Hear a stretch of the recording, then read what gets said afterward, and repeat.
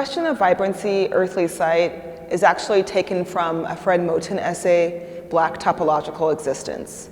In that essay, pretty early on, Fred's talking through what it means to think of the West, its positioning of the world, and this idea of habitation, that in colonial infrastructure, there's a hierarchy that becomes built where people or non-people, animals versus humans, a whole language is created around separation and difference.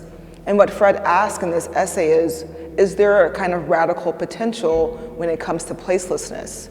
Is there a way to reimagine how we can exist in relationship to the earth? So we aren't, on earth, but we are of earth. And I wanted to take that idea and create an exhibition around it. So the pieces in this room, in this gallery, and throughout the works, total of the exhibition, are kind of considering this idea of radical habitation. A question of vibrancy, earthly sight starts here with Elise Peterson. Elise works with collage and video, found footage, and archives from her family photographs to create video work that pieces together and maps out a way for Black belonging. This work is an interview with her mother and uses footage of her son and other family members mapped onto West Africa, and Sun Ra Spaces the Place to create a narrative about Black placelessness and belonging. These works, Khalif Thompson and Ambrose Murray, are two pieces which address ideas of domesticity, of care, of ways of belonging with each other. Khalif's work, broadly speaking, uses family archives, found materials to create oil paintings and collage, layered works that really texturally bring alive Black interior space. Ambrose Murray uses textile, found photographs in this work, and is a weaver themselves. So the works are in part, found weavings that get stitched with photographs that have been layered on top of fabric, and then together creates a sort of loose-based quilt of sorts. Again, Ambrose is interested in rehabilitation and care and ways that Black women's work when it comes to sewing and needling is something that can be a restorative process. How do you find home? How do you find place when you are, in fact, homeless? Kyrie Johnson Ricks and Devin Morris sit in relationship to each other. Kyrie's work in this piece in particular, but broadly speaking, is a sort of meditative act, right, around summons, around solace. How do you get to a place of care when you feel that you do not have that relationship in your material world? I think of these works, especially with the white and the iridescence, as sort of magical halos, as ways of being transformed and meditating, as a way of grounding and reemerging.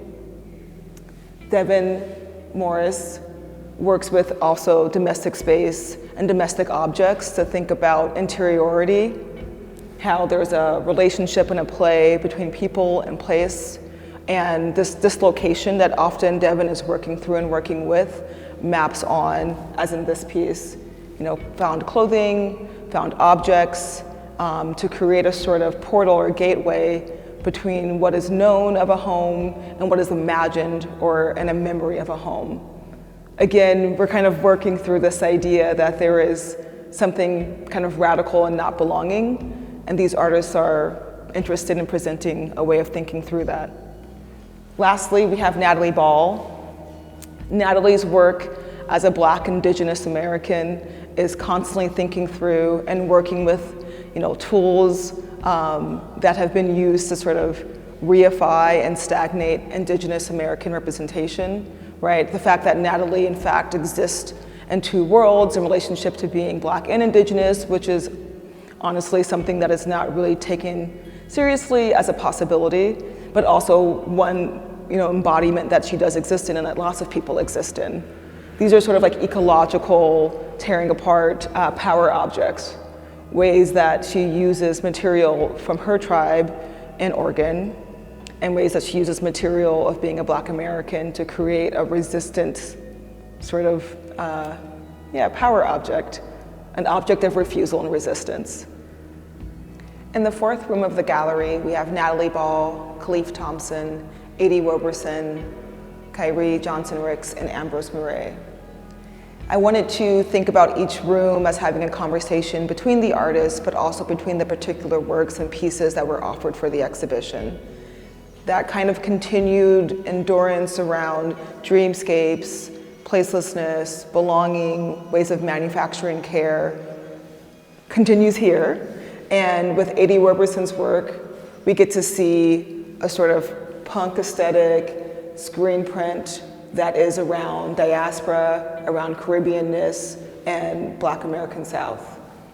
Edie's work really takes on these sort of techno hyperpigments, this sort of array of organic movement between works, and the organic movement between peoples.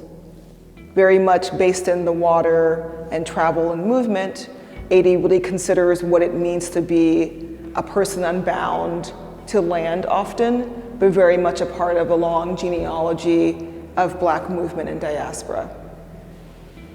Kyrie Johnson-Ricks offers us another moment of meditation using a tranquil blue and a posture that is again of grounding and air. We get to experience a sort of levitation possibilities and calm and peace that might be accounted for or accounting for movement, not necessarily a destination, but one of transcendence that Kari is interested in. Ambrose Murray continues her series of colonial archive photos of Black women and girls and uses images layered with textile to create more sort of ambiguous and abstracted forms that might bring a relationship to respite, that these works in and of themselves are attempting a moment of care, an action that might disrupt the sort of abject nature which is being depicted in each image. Ambrose, as a weaver, as a textile artist, as a fiber artist, is really interested in what becomes possible, what are you able to kind of contend with these long-standing practices of caring for other Black people. And so these are attempts of rehabilitation. In this last room of the gallery, we have Maria Maia, Natalie Ball, and Edie Roberson. Maria Maia's work uses a lot of plant life, archived material from her home. She's a gardener, as well as a person who considers the sort of landscape and flora that can represent not only colonial relationships, but also relationships to spirit, spirituality, grounding forces that unite you with ancestors. And so much of Maria's work is attempting in relationship to that kind of spirit world, that these can become, practices with smoke, with fire, with plant life, right? That can represent and have one consider what is possible in a different relation to the world. One that's not bound to where we are now, but very much considers the past and the possibility of another parallel way of being. Natalie Ball's power object sits in relationship to Edie Roberson's screen print. And both of these kind of vantage points I think of as sort of powerful tools that reaffirm and hold dear familial bonds, familial life, and also impactfully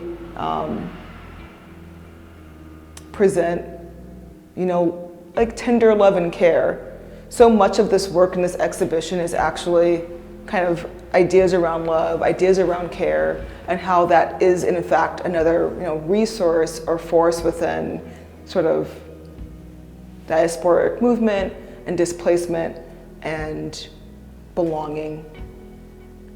As Fred has us think through this question of habitation, of not having a hierarchical relationship to the world, I think these pieces in this room and overall throughout the exhibition are asking and presenting ways of doing that. Of looking at family, of looking at color and light, found objects and materials, and making them live again.